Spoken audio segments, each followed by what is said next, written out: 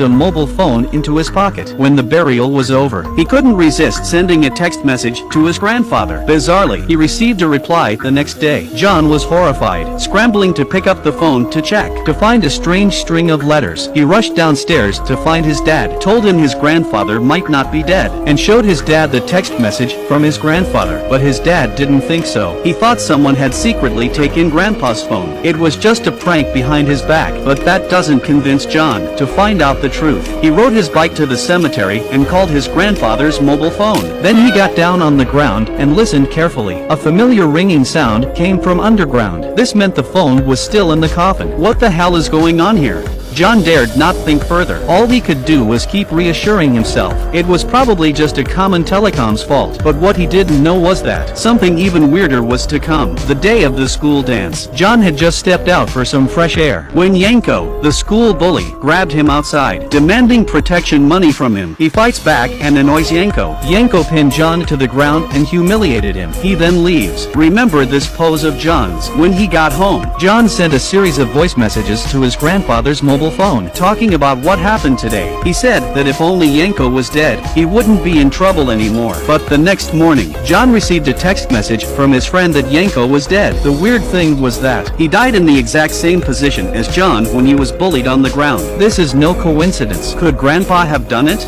As ridiculous as it was, but John couldn't resist sending a message to his grandfather. If you had anything to do with Yanko's death, just knock on the ceiling 3 times. Then John hung up the phone. He lay in bed and waited quietly, but after waiting for a long time, he didn't hear a knock. Just when he thought he was imagining things, suddenly, there was a call from his dead grandfather.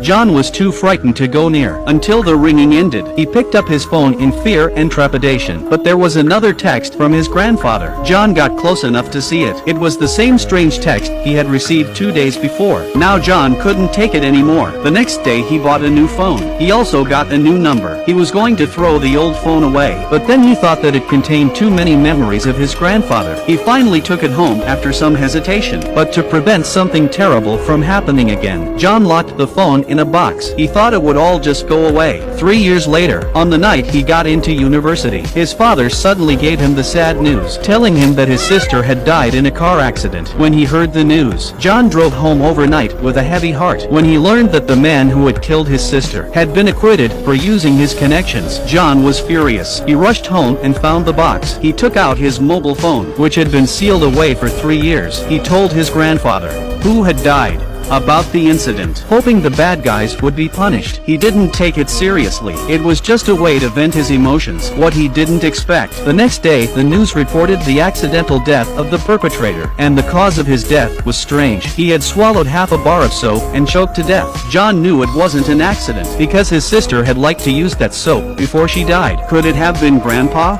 That's when another series of alphabetic messages came from Grandpa. He went to his grandfather's grave, trying to decipher the meaning of the letters. CCC ST means correct stop. Or are you saying stop because I'm hurting myself?